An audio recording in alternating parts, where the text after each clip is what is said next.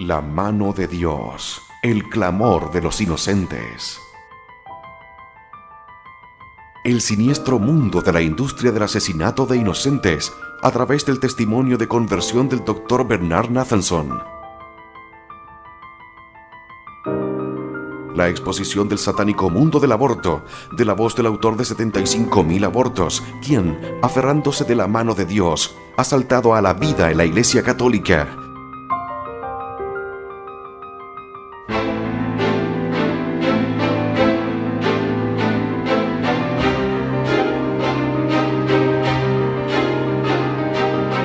El poder de la evidencia científica y la oración, unidos en este excepcional testimonio de horror y redención. La mano de Dios, el clamor de los inocentes.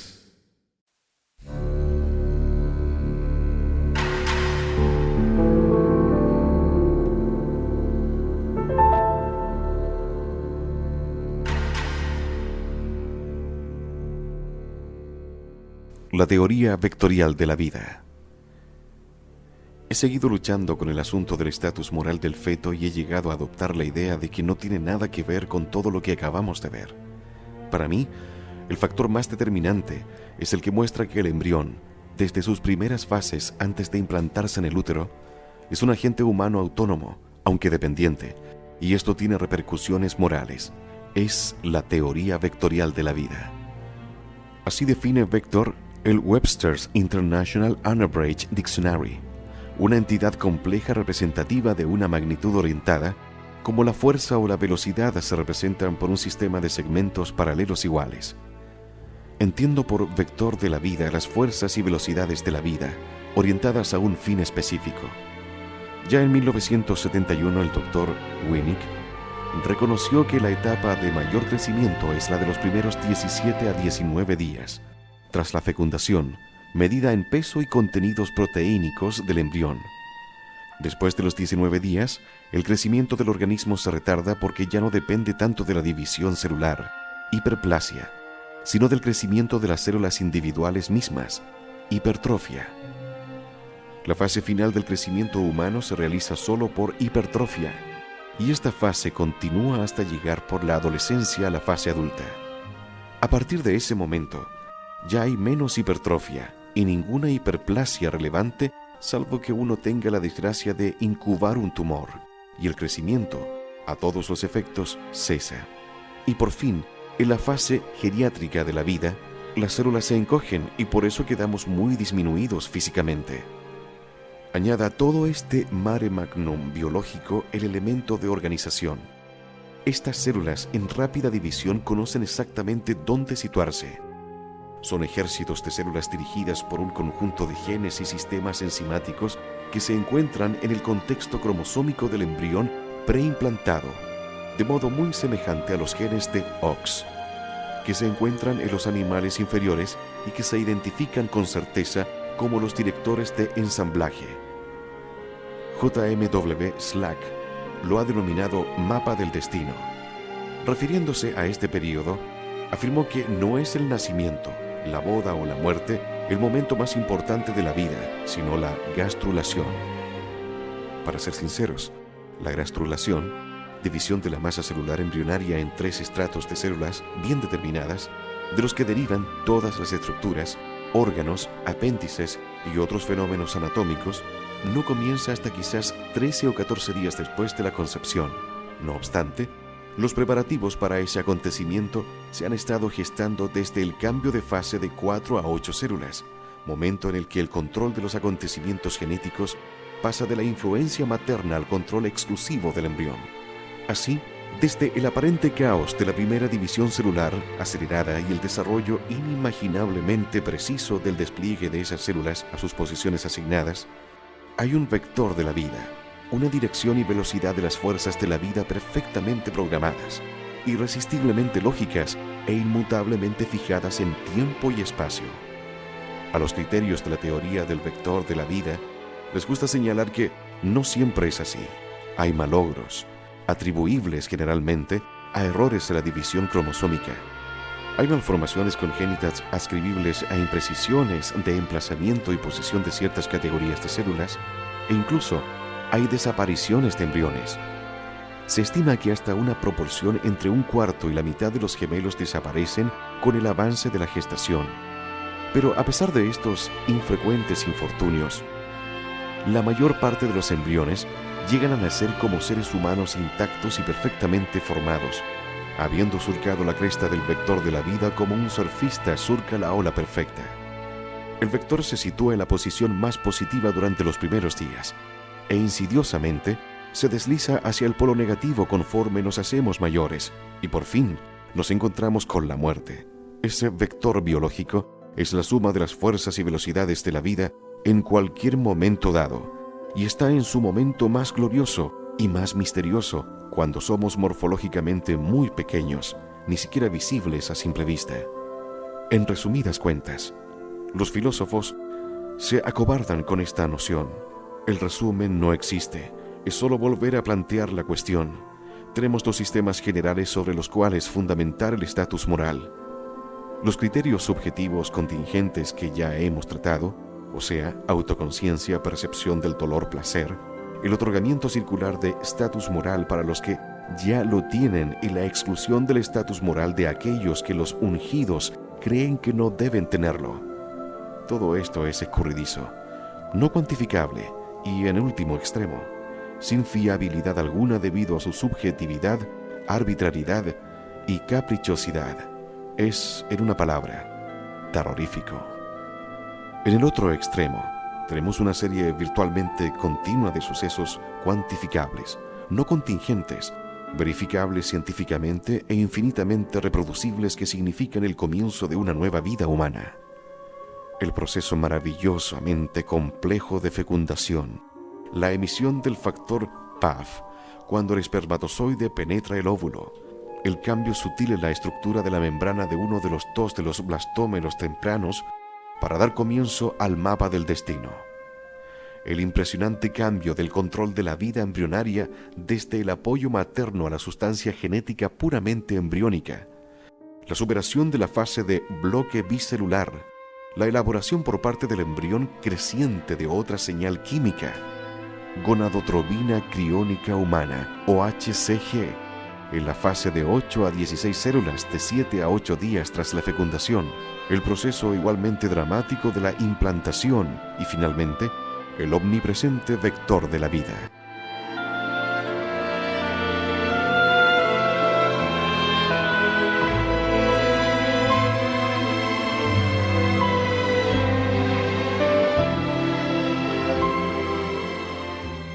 Los embriones son criaturas dependientes.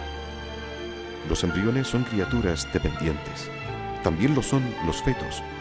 Y todos somos dependientes de la amabilidad o la tolerancia de los otros y de varios aparatos médicos o biológicos, ayudas auditivas, gafas, diálisis, marcapasos. ¿Necesito seguir? Seguramente la dependencia no es una medida de la categoría moral. Si lo fuera, me atrevo a decir que quizás habría en los Estados Unidos unas 200 personas que podrían aspirar a la plena categoría moral. En cuanto a mí, formado en las ciencias médicas y confiando más en los datos empíricos reproducibles que en cualquier sistema o subjetivo nebuloso y borroso, creo que el óvulo fecundado, cigoto, es un nuevo individuo que ha sido lanzado por un vector de la vida inimaginablemente activo que termina cuando, por fin, el vector da un giro de 180 grados hacia el polo negativo. Pero también concedo que el diseño del vector, las fuerzas en juego en el establecimiento del vector y los sutiles cambios de dirección del vector son materias que superan nuestro entendimiento. Hasta que cedamos a quien ha diseñado este magnífico plan maestro, el honor que nos atribuimos cuando logramos desafiar cada pequeña pieza del plan, y no hasta entonces, ninguno de nosotros alcanzará el pleno estatus moral que necesitamos para vivir juntos en paz y armonía, tal como Él desea de nosotros. El grito silencioso. Cuando a principios de los 70 los ultrasonidos me mostraron a un embrión en el vientre materno, sencillamente perdí la fe en el aborto a petición.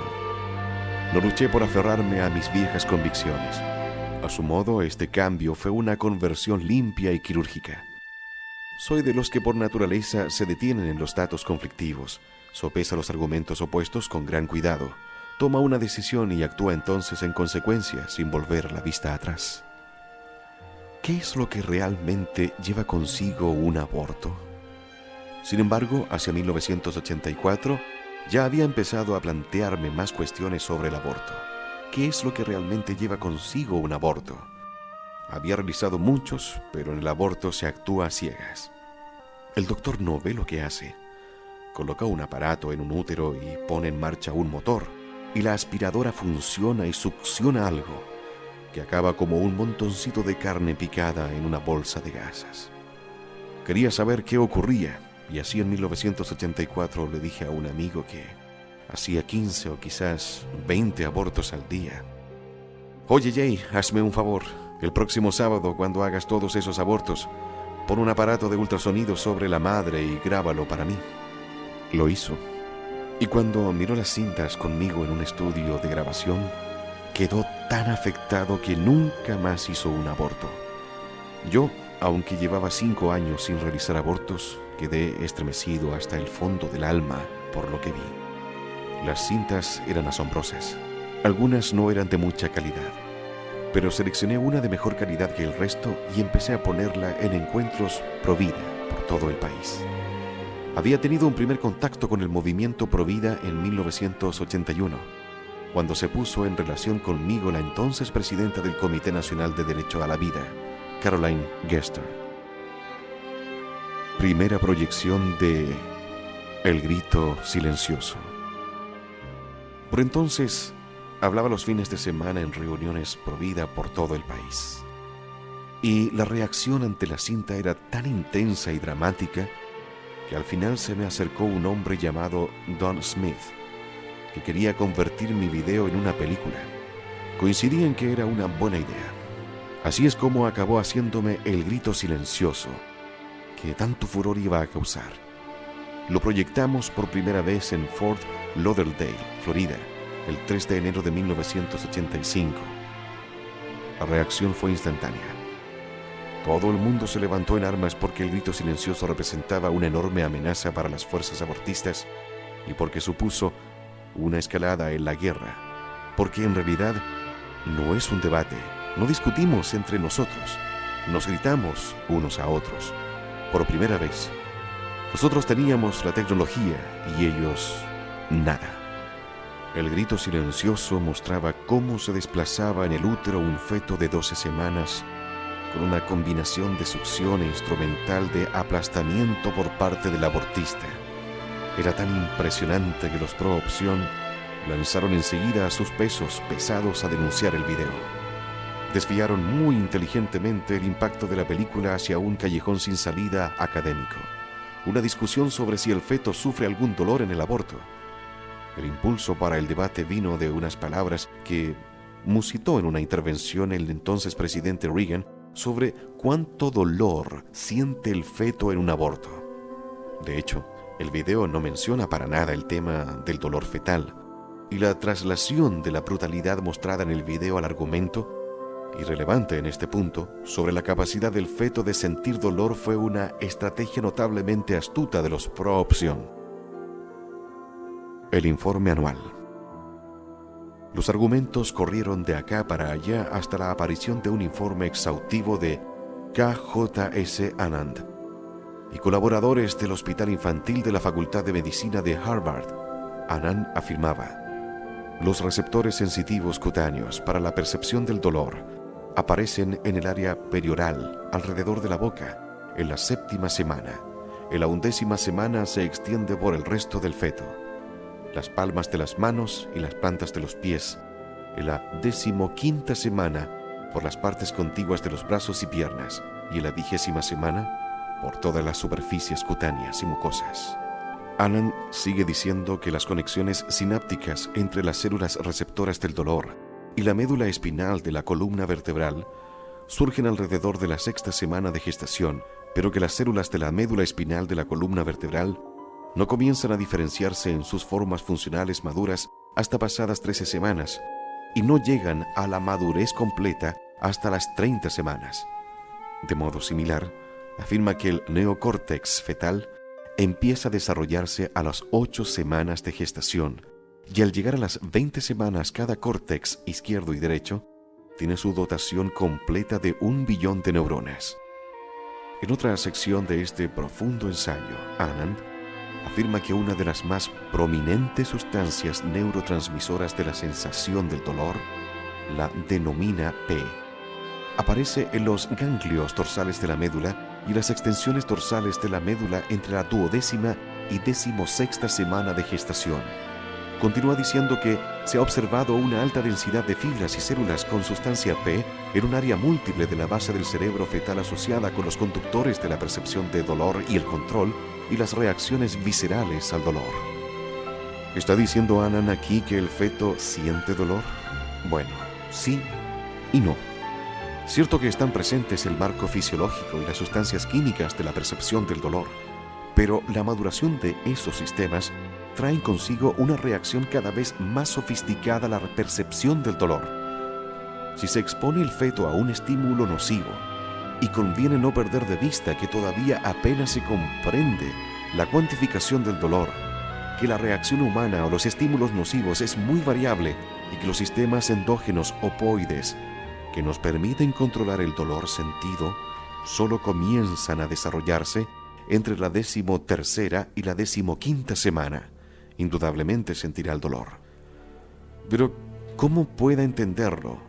Si es capaz de recordarlo, si puede actuar adecuadamente para mitigarlo. Todo esto son asuntos contingentes que dependen de una multiplicidad de variables biológicas, algunas de las cuales permanecen sin identificar o son muy mal comprendidas.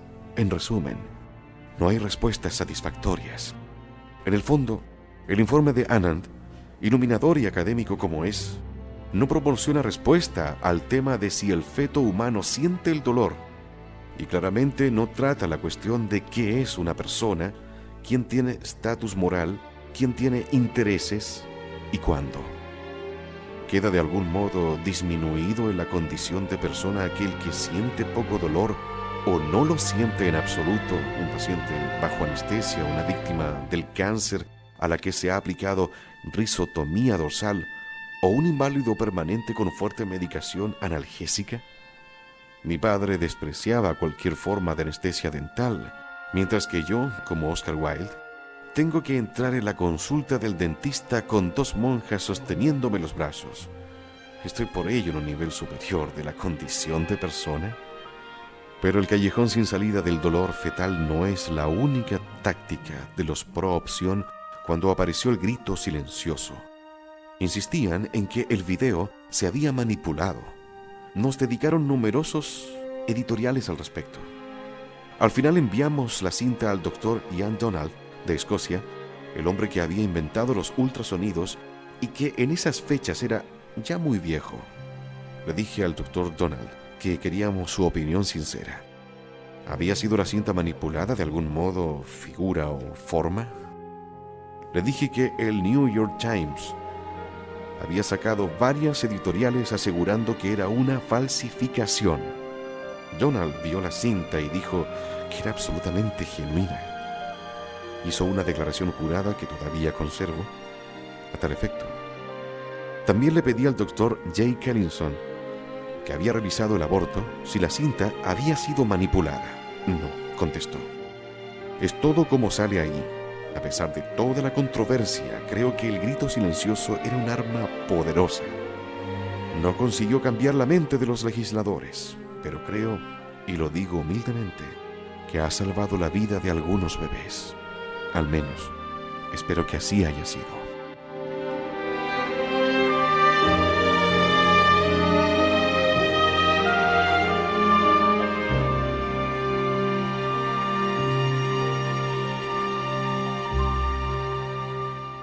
Preguntas sobre el aborto, difíciles de contestar.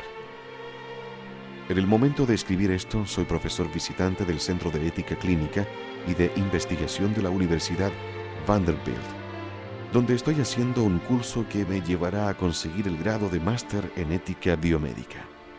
Y aún sigo sin quedar satisfecho con las respuestas poco sinceras y poco edificantes a preguntas que corroen. Se me ha preguntado a menudo, a lo largo de mis innumerables conferencias por todo el mundo: doctor, si usted sabía que en el vientre materno había un ser humano creciendo, un bebé indefenso, y si usted sabía que estaba asesinándolo, bien con sus propias manos, bien dirigiendo a residentes entrenados para matarlos con sus manos, ¿cómo, en su condición de médico con al menos unos rudimentos de conciencia y ética, podía tolerar ese trabajo todos esos años? Bien, la respuesta es compleja, enigmática y, me temo, interesada. Haga memoria si lo desea. La guerra en Vietnam estaba en su punto álgido y el movimiento antiguerra contracultural era tan fuerte que obligó a la nación a salir de la guerra y creó un vacío político y moral de antiautoritarismo tan poderoso que amenazó los fundamentos mismos de esta república. No había ningún factor moral que hiciera de contrapeso. En realidad sabíamos muy poco sobre el feto y nunca lo habíamos visto excepto como carne picada y desmembrada o como un niño recién dado a luz. En consecuencia, nuestra mente estaba dominada por la penosa trayectoria de la mujer que, embarazada sin querer, se enfrentaba a un aborto peligroso e ilegal. Una de las personas con las que debatí esto es un filósofo que se dedica al conocimiento por los sentidos y la experiencia inmediata, no por el razonamiento a la intuición. Le pregunté directamente: ¿eran o no todas esas explicaciones meros disfraces del mecanismo de la negación, el no querer dar la cara ante la monstruosidad que habíamos hecho? Contestó que mi pregunta era, al menos en parte, fenomenológica. Hacíamos análisis de embarazo a la paciente y sabíamos sin duda que estaba verdaderamente embarazada, que había un ser humano vivo dentro de ella, y destruíamos ese ser humano deliberadamente y sin remordimientos. Sin embargo, probablemente habíamos tropezado con el mismo dilema fenomenológico de los anatomistas de principios del siglo XV que precedieron a Vesalio. Villegano, uno de esos primeros anatomistas, que había publicado el primer texto anatómico ilustrado tras haber disecado el cuerpo humano, seguía dibujando cosas que probablemente no había podido ver. Describía e ilustraba concienzudamente un hígado de 5 lóbulos, aunque sabemos que el hígado solo tiene 4. Villegano hacía eso porque veía el cuerpo humano, abierto como estaba a su examen objetivo y desinteresado, a través de la lente de Galeno, 138 al 201 después de Cristo, el médico griego cuyas anticuadas teorías y prácticas anatómicas y terapéuticas prevalecieron en el mundo occidental hasta el siglo XVIII. Los anatomistas del siglo XV estaban todavía tan hechizados por la autoridad de Galeno que rechazaron la evidencia empírica que adquirían con sus propios sentidos. Vieron en la disección del cuerpo humano lo que Galeno, que nunca había disecado realmente un cuerpo humano, había esperado que viesen. De más o menos igual manera, quizás el fracaso de los que estábamos en el movimiento pro aborto en entender claramente qué era lo que estábamos haciendo, probablemente se deba a lo que Kuhn ha descrito como una revisión de paradigma. Consiste en la incapacidad o resistencia del científico para casar descubrimiento y teoría. Veíamos las tiras de gasa sacadas de la operación que acabábamos de hacer y sin embargo no podíamos o no queríamos abandonar el viejo paradigma y adoptar el nuevo, que de hecho acabábamos de destruir una vida humana. Y así estoy obligado a añadir que, aunque teníamos un montón literalmente de datos empíricos que daban testimonio del hecho de que se había destruido un ser humano vivo en el acto del aborto, no fue sino hasta después de la llegada de la tecnología de ultrasonidos cuando tuvo lugar un verdadero cambio de paradigma. Con la tecnología de ultrasonidos, no solo podíamos saber que el feto era un organismo en funcionamiento, sino que también podíamos medir sus funciones vitales, pesarlo realmente y estimular su edad, contemplar cómo traga u orina, ver en él sus estados de sueño y vigilia, y mirarle moverse por sí mismo tan resueltamente como un recién nacido. hay otra forma de distinguir el bien y el mal. Bienaventurados son los que sin ver han creído. Pero ese camino no lo teníamos, sin el valor impactante de la prueba empírica irrefutable y, desde luego, el impacto emocional directo que quizás no puede producirse a la vista de otra cosa que no sea un niño humano. Ninguno de nosotros teníamos el núcleo sólido interior de fuerza espiritual necesaria para recordarnos el inmenso mal que estábamos cometiendo. Fue llegado a ese punto cuando yo mismo, enfrentado a esa revolución empírica, esta masa creciente de nuevo estatus, comencé el doloroso proceso de cambiar mis ideas sobre la aceptabilidad del aborto. Por fin había aceptado el cambio de paradigma. En conversaciones con algunos de mis antiguos discípulos he observado cierta vacilación, cierta reticencia a discutir el tema del aborto. Muchos de esos médicos que con tanto entusiasmo habían participado tiempo atrás en la cadena de montaje de la destrucción, hoy expresan un pesar en parte mudo, una constelación de dudas que se juntan acerca de lo sucedido en esa clínica a principios de los 70. No es que sean públicamente pro vida como yo lo llevo siendo desde hace 15 años, pero ya no está allí la certeza moral. Algunos ya no realizan más abortos a causa de estas dudas.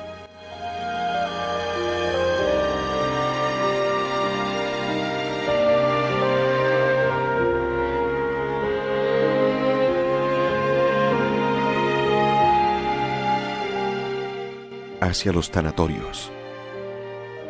Donald Stoner, el residente que se suicidó en 1957, proporcionándome así el trabajo de residente jefe en el Hospital de Mujeres, era un californiano que años antes había emigrado al este con su mujer. Era un joven introspectivo e inteligente, pero se enredó en un asunto con una chica residente del programa. También se rumoreaba que se había involucrado en una relación homosexual con otro residente. De modo característico, Stoner no mostró indicios de que estuviera descontento o deprimido. Se mató de una manera misteriosamente profética. Se tumbó en un diván, escribió una breve nota al inspector médico de Nueva York explicando qué fármacos estaba utilizando, no dejó más notas, y entonces se inyectó una solución por vía intravenosa. La solución contenía pentotal sódico, un barbitúrico de efecto rápido utilizado frecuentemente por los anestesistas para dormir a los pacientes en una operación. Entonces rellenó la jeringuilla con una segunda solución que contenía una gran dosis de curare, un veneno que paraliza los músculos del cuerpo, incluido el diafragma y los músculos respiratorios, y conectó un mecanismo de relojería a esta segunda inyección de forma que estaría completamente dormido cuando la segunda solución fatal corriera por sus venas. Eutanasia. Matar a los pacientes terminales. Este método de suicidio ha sido copiado o modificado por muchos de los que abogan por matar a los pacientes terminales. El doctor Jack Kevorkian utilizaba al principio un aparato muy parecido al de Stoner, pero en vez de utilizar curare usaba, como su agente escogido, cloruro de potasio, un veneno igualmente mortal. Kevorkian es un forense retirado, y los forenses tratan sobre todo con personas muertas. Cuando escribo esto, el doctor Kevorkian se ha desmadrado de nuevo y ha asistido a la muerte de más de 20 personas, generalmente descritas como gravemente enfermas. ¿Qué significa grave para este buen médico? Bueno, por ejemplo, el herpes, una infección vírica intrascendente, normalmente transmitida por vía sexual y sin ninguna importancia médica, salvo que tome una forma activa en una mujer de parto, en cuyo caso podría transmitirse al recién nacido, que a su vez podría sufrir un daño cerebral devastador. Otro de sus sufrientes casos era uno de artritis generalizada que padecía considerables dolores. En vez de intentar hacer algo con medidas temporales como analgésicos, la aspirina de Advil, por ejemplo, el doctor se le ocurrió audazmente ir a la raíz del problema, la vida, y le facilitó el tránsito al otro mundo con medidas tan cariñosas como la inhalación de monóxido de carbono y otros refinamientos científicos y métodos de alta tecnología, como una bolsa de plástico cubriendo la cabeza. La carta de Maimónides a Al-Afdal, hijo del califa de El Cairo, sobre el cuidado de la salud, escrita en respuesta a las quejas del noble por una variedad de molestias corporales y emocionales que incluían el constipado, la indigestión, los malos pensamientos, la ansiedad general y el miedo a la muerte. Bosquejaba una larga lista de síes y noes, prohibía las trufas, prevenía contra el ajo, los guisantes sin madurar y el pan sin levadura. Levantaba el dedo de forma figurada contra las tortas, las aves acuáticas, las crías de paloma y los dátiles. Y le recomendaba bañarse al menos una vez por semana. Cuando más sencillo y irrefutable había sido aconsejar al joven que se buscara un sitio cómodo y se colocara en la cabeza una bolsa de plástico que encajara bien. Todo esto forma parte de una obra imborrablemente triste y sórdida. Pensamos que podemos crear vida en el laboratorio. Todo lo que hacemos realmente es poner en contacto los componentes y medir el milagro. Y por eso pensamos que podemos quitar la vida con el mismo fundamento racional y empírico. ¿Qué ingenuidad didáctica hace falta para creer semejante estupidez? Irónicamente, estamos ahora empezando a entender que el fin de la vida también consiste en una serie de milagros. Acompañando al dolor y el escurrirse de la energía en la fase terminal de la enfermedad, está la secreción en la sangre de un tipo de compuestos llamados endorfinas, una variedad de opiáceos, sustancias del tipo de la morfina, que nos calman, alivian el dolor e incluso nos permiten exultar en el conocimiento de que hemos recibido prestado el don de la vida y ahora se reclama lo prestado. Lo que de verdad necesitamos no es monóxido de carbono ni bolsas de plástico, sino un gran proyecto dedicado a estudiar el fin de la vida tan concienzuda y científicamente como hemos estudiado su comienzo. Solo en un estudio así podemos empezar a comprender la inefable simetría del arco de la vida, algo que está muy por encima de la capacidad de los titubeanos esfuerzos del hombre por duplicarse. Solo un Dios amoroso podría, creo yo, diseñar una trayectoria tan perfecta y llena de significado. Morideros, tanatorios y médicos fracasados. Los Jack Kevorkians, los Planet Parenthood y el estado de Oregón, y ningún otro estado con tanto deterioro ético como para permitir el suicidio asistido por un médico, se cruzarán en algún punto horripilante del discurrir de la historia. Deduciéndolo sobre todo de mi experiencia como un título semejante de bárbaros excesos, puedo predecir que habrá empresarios que montarán múltiples, pequeños y discretos morideros para los que deseen o hayan sido convencidos, coaccionados o médicamente engañados, la muerte. Los morideros, los expertos de relaciones públicas más caros, acuñarán, sin duda, un término mucho más artero y eufemístico, quizás tanatorio o incluso infusorio.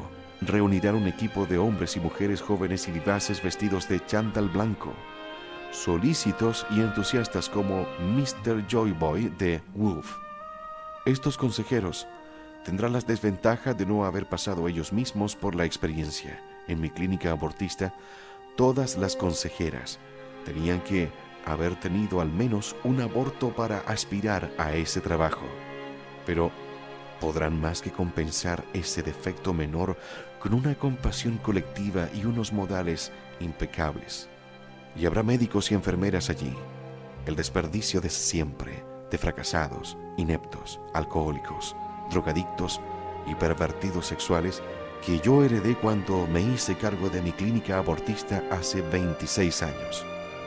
En un breve lapso hice una limpieza de esa gente y los sustituí por clínicos técnicamente avanzados y de alta acreditación que no tenían vicios más reprensibles que la venalidad colegial que los unía, un humanismo secular lentamente sofocante en su benignidad y una codicia tan colosal que empequeñecía cualquier otra consideración puramente médica, por no hablar de las filosóficas.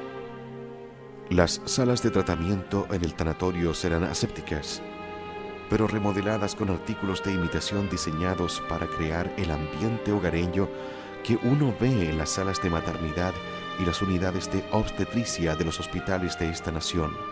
falsos relojes de pared antiguos en la pared, cubrecamas o cuadros y sucedáneos de mobiliario americano antiguo tan transparentemente de pega como para calificarlos de decoración de ópera.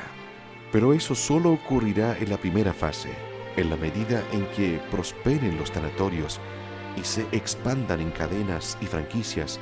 Tomarán el mando los economistas, reduciendo costes y gastos superfluos conforme crezca la competencia. La versión última del tanatorio, simplificada, eficaz y económicamente impecable, no se parecerá a nada tanto como a las fábricas en cadena en que se han convertido las clínicas abortistas y, en un ulterior escalón, a los hornos de Auschwitz.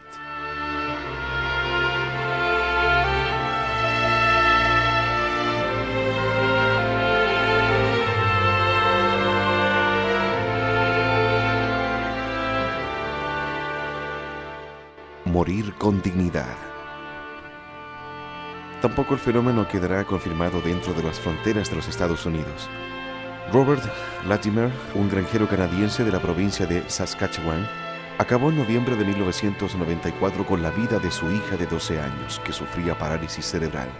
Un juzgado canadiense le encontró culpable de homicidio en segundo grado y fue condenado a cadena perpetua, con posibilidad de libertad condicional a los 10 años. Como era de esperar, Marilyn Seguin, directora ejecutiva de Morir con Dignidad, un grupo de activistas que defienden el suicidio clínicamente asistido, declaró que toda la familia Latimer había vivido bajo una horrible condena durante los 12 años de la vida de su hija y ella, Seguin, encontraba desproporcionada la sentencia de otros 10 años de castigo. Cuando se le pidió su opinión sobre el caso, Ike Clutch, un profesor de bioética de la Universidad de Victoria de la Columbia Británica, se permitió afirmar que matar a jóvenes tan disminuidos podría despenalizarse bajo condiciones cuidadosamente controladas. Es ahora una certeza razonable que cuando la Cámara de los Comunes canadiense se reúne este año, un tema prioritario en su agenda será desmontar las leyes que actualmente proscriben la práctica del suicidio clínicamente asistido, o incluso el terminar activamente con una vida por parte del médico. Hechos deplorables. Como médico con 35 años de ejercicio, todavía estoy por ver a alguien morir con ese estilo de dignidad tan a la moda que defiende el grupo de Sagan. Hay muy poca dignidad por descubrir en el frenético resolverse de la pobre alma ignorante que se asfixia con una bolsa de plástico cubriéndole la cabeza. Morir es un hecho natural en sí mismo y es inmanente al hecho una dignidad perfecta que no se necesita asistencia. Dios, en su sabiduría, decretó que nuestras vidas acabasen de toda clase de maneras, y cada una de ellas, sin importar lo sucia o desorganizada que a nosotros nos parezca, es inherentemente tan digna como cualquier otra. El libro de Derek Humphrey, Salida Final, enumera cerca de una docena de recetas para una muerte digna por ingestión de fármacos. Me pregunto si alguna vez ha visto a un paciente fatalmente drogado en su última agonía, los sonoros ronquidos de Chain Stokes que acompañan el intento de mantener la respiración, el lento babeo por el extremo de la boca conforme se acercan los últimos momentos, las convulsiones que se producen en algunas víctimas como acto terminal de la muerte con dignidad, la sacudida de la muerte, el relajamiento de los esfínteres que deja paso a heces, gas y orina, y el meticuloso atasco de los orificios corporales cuando ha sobrevenido la muerte digna para asegurar que ya no escaparán más secreciones corporales que enrarezcan el aire y empañen el alto tono moral del acto. En 1986, en Florida, donde Patricia Roser padecía un cáncer de pulmón con metástasis, ella y su marido, Peter, un médico responsable y capacitado, planearon su muerte con dignidad. La familia se reunió en una cena de despedida, ella dio su adiós a sus 2 hijos adolescentes y entonces se retiró y tranquilamente ingirió 20 cápsulas de Seconal, un barbitúrico. Su marido estaba sentado hablando con ella hasta que quedó inconsciente. Pero algo fue terriblemente mal. Ella era normalmente resistente al barbitúrico y su marido tuvo que facilitarle el tránsito echándole una mano en forma de una dosis doble de morfina. En todos los aspectos era una mujer bastante fuerte, con una formidable voluntad de vivir. Y entonces todo el triste fiasco empezó a adquirir los enredos de un vodevil de alcoba francés. En la patética escena entró su padrastro, Vincent Delman, que, dándose cuenta tardíamente de que ni el seconal ni la morfina habían cumplido su tarea, misericordiosamente y presumiblemente con gran dignidad, la asfixió con una almohada. Al parecer, no habían ido recientemente a la tintorería y, por tanto, no tenían bolsas de plástico a mano. Y tenemos así el escenario ideal para una muerte con dignidad planeada deliberadamente y al minuto. Una moribunda que quiere morir, un fiel marido, un patólogo que tendría que saber mejor que ningún otro especialista de medicina los aspectos técnicos para tratar con la muerte, y el apoyo de la familia. Sin embargo, con todo ese conocimiento técnico, voluntarismo y buena voluntad, la pobre mujer tuvo que morir como Desdémona, aunque no llegó a ser tan elocuente. Y como siempre, los que hacen cuentas están al acecho, armados hasta los dientes con sus pretensiones tendenciosas sobre el ahorro de costes que se prevé si se practican de forma activa las directivas anticipadas, el cuidado de hospicio y la eliminación de cuidados inútiles. Volveremos enseguida para examinar el significado de esa última palabra.